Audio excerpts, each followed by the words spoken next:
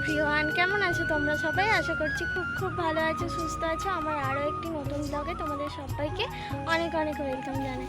আমরা এখন যাব একটা অন্নপ্রাশনের অনুষ্ঠানে, মানে অন্নপ্রাশনের অনুষ্ঠান আছে আমার দূর সম্পর্কের কাকার ছেলে হয়। চলো তাহলে তোমরাও আমাদের সঙ্গে সাথে থেকো। এই যে আমরা বেরিয়ে পড়েছি। বাবা বললো যে রাস্তায় যেতে যেতে তাহলে আশেপাশের দৃশ্যটা এত সুন্দর, ওটা একটু দেখিয়ে দে সবাইকে। তাই তোমাদেরকে দেখাবো বলে একটু ভিডিও করা শুরু করে দিলাম।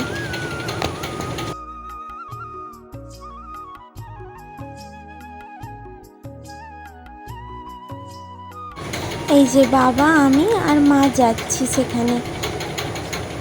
আর এই যে সামনে দেখবে একটা মন্দির আছে, এটা দেখাবো বলে। এই দেখো, এটা হলো হরিপালে শীতলা মায়ের মন্দির। আর ওই দেখো সামনে দেখতে পাচ্ছ দুটো জোড়া মন্দির, ওটা হচ্ছে জোড়া শিব মন্দির। আর এখন ট্রেন আসবে বলে গেট করেছে, আমরা দাঁড়িয়ে অপেক্ষা করছি কখন ট্রেন যাবে তারপরে যাব। আর কথা বলতে বলতে চলেও এলাম। দেখো আমি একটু ক্যামেরার সামনে হেসে পোজ দিয়ে নিচ্ছি। এই দেখো আমরা চলে এসেছি অন্নপ্রাশন বাড়িতে। দাঁড়াও দেখাচ্ছি। এই যে ওই গেটটায় দেখছো বেলুন লাগানো আছে, ওখানেই এসেছি আমরা। খুব একটা বড় করে হচ্ছে না, ছোটোর মধ্যে।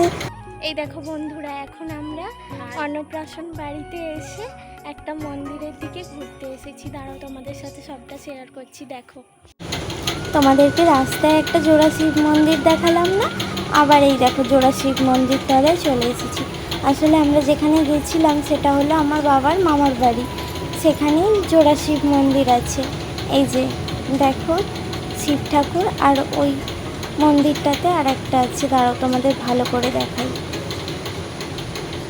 আর এই পাশের দুটোতেও আবার শিব ঠাকুর আছে, জানো, টোটাল 4টে ঠাকুর। এই দেখো একটা দেখলে তো, দাঁড়াও আরও দেখাচ্ছি।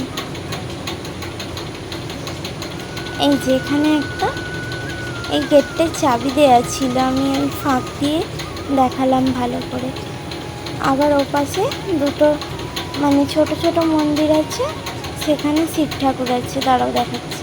এখানে একটা তুলসী মঞ্চ আছে, এই দেখো যেটা বলছিলাম।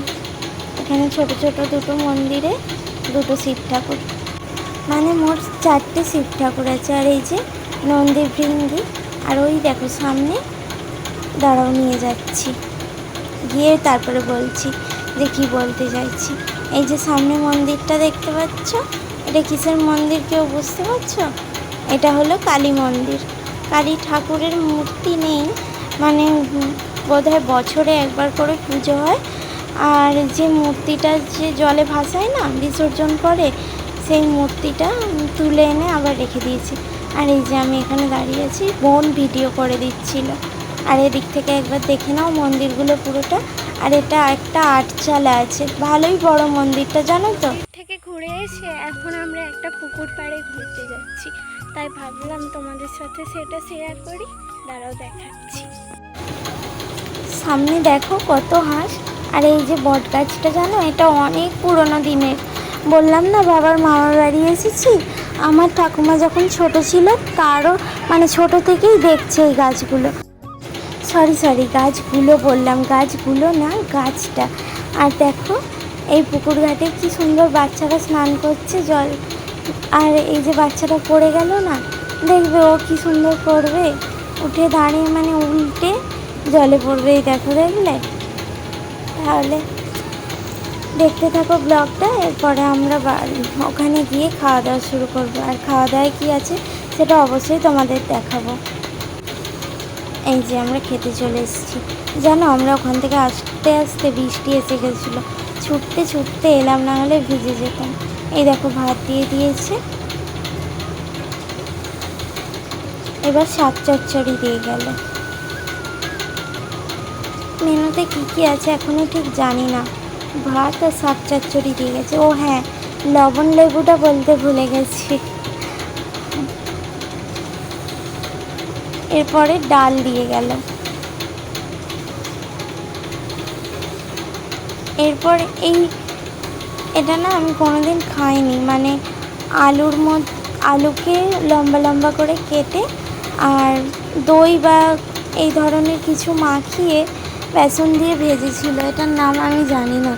এরপরে ছিল পটল চিংড়ি, তারপরে ছিল মাছের কি বলবো, মাছ ছিল, তারপর চাটনি, পাঁপড় আর পায়েস, মিষ্টি, আর মিষ্টির মধ্যে ছিল রসগোল্লা, আর লাস্টে আইসক্রিম।